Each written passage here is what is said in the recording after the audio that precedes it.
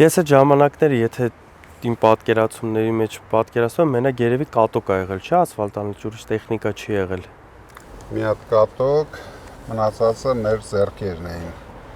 Բայց նույնիսկ մենք մեր ձեռքերով ավելի որակով ասֆալտ էինք փռում, քան Փաշինյանը իր գերմանական տեխնիկայով։ Հաջողությունների գրավականը շատ ծանր աշխատանքն է։ Ահավոր ծանր աշխատանք էր, ասֆալտ էինք փռում։ Ես ապրում էի Զեյթունի հանրակացարանում։ Դուք ձեր գյուղից ինչ եք ստացել, փոքրիկ Շվեյցարիա է։ Աշխարհում կոնկրետ գիտեն տաշիրը որտեղ է, ինչ է նշանակում։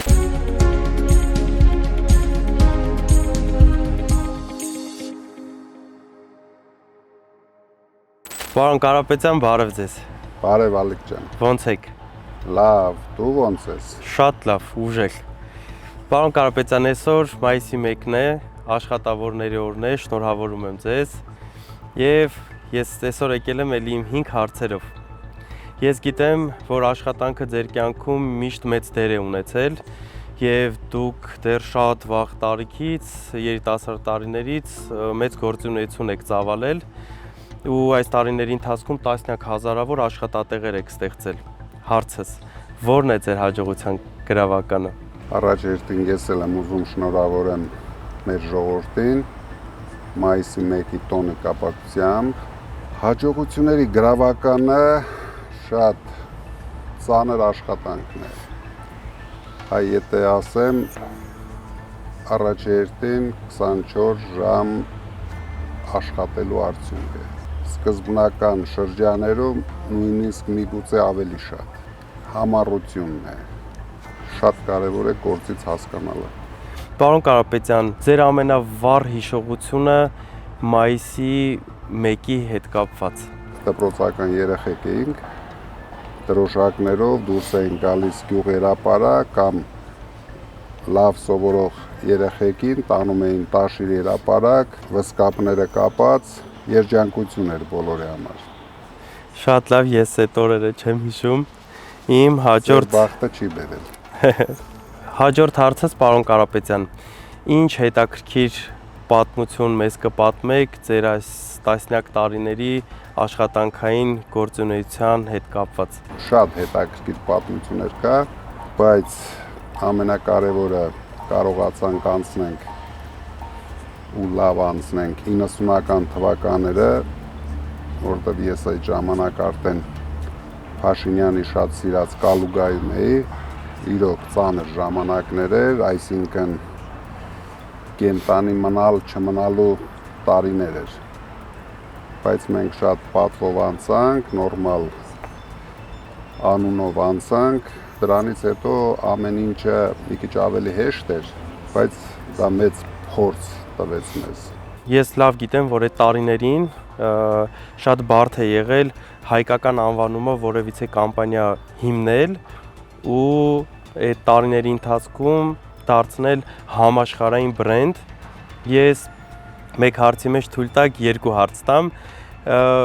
Ինչպես եկաք որոշման, որ ձեր ընկերության անունը պետքա լինի Տաշիր, ու ինչպես կարողացաք այդ ծանր տարիներին Տաշիրը դարձնեք համաշխարհային բրենդ։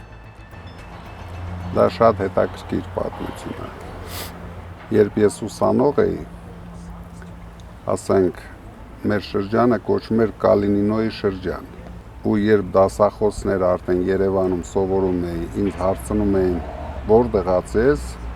ես որ ասում էի Կալինինոյի շրջանից, 90%-ը պատկերացում չունեին նույնիսկ այդ շրջանի մասին,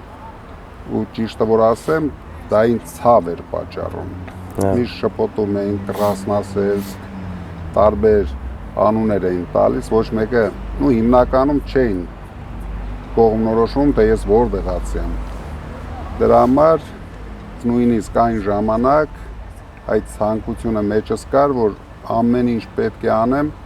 որ մարդիկ կոնկրետ իմանան ես որտեղից եմ։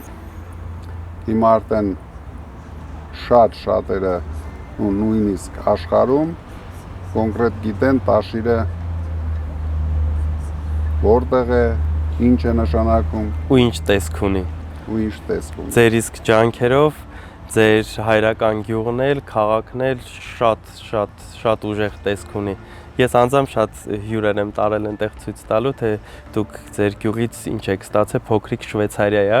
Ես իմ ընկերներին էլ անգամ տենց շատ եմ տարել այնտեղ ման գալու։ Ու ամենահետաքրքիր մի հատ բան ասեմ,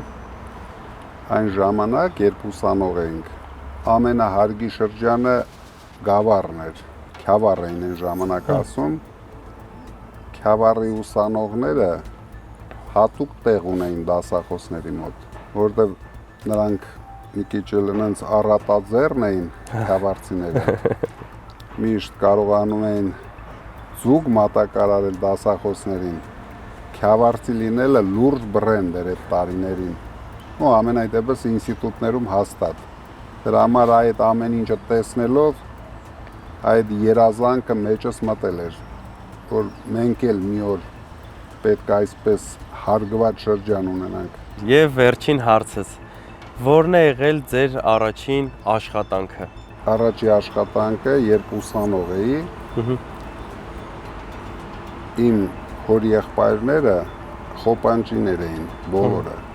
Ու այսինքն 3 հորեղբայրս էլ խոպանջիներ էին, Տաշիրից բրիգադներ էին տանում, ու հիմնականում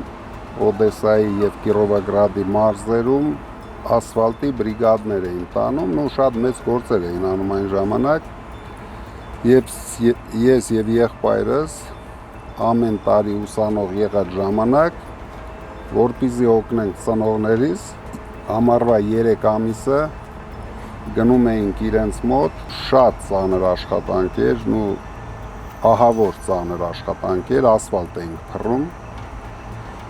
ձեռքով։ Հիմա ինչը որ տեխնիկան անում, մենք այն ժամանակ ձեռքով էինք այդ ամեն ինչը անում, գումար էինք վաստակում, ինչը որ բերում էի, կեսը տալիս էի